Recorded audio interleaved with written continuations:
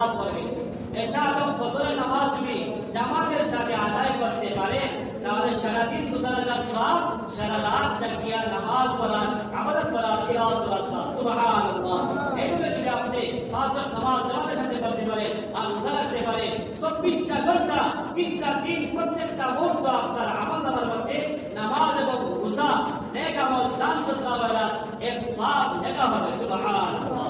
বিশেষ করে তারাবির নামাজ প্রথম থেকে শেষ পর্যন্ত আউয়াল থেকে আখির পর্যন্ত থাকার চেষ্টা করি। হাদিসের মধ্যে আছে যে ব্যক্তি এশার নামাজ শুরু থেকে শেষ পর্যন্ত থাকবে, ইমামের সাথে থাকবে, আর ইমাম যে সময় দোয়া করে মোনাজাত করে শেষ বের হয়ে যাবে, ইমামের সাথে বের হবে, ওই ব্যক্তি সারা রাত জাগিয়া তাহাজ্জুদের নামাজ কিরাত করা, জিকির করা, তাওবা ইস্তেগফার করা সওয়াব পাবে। সুবহানাল্লাহ।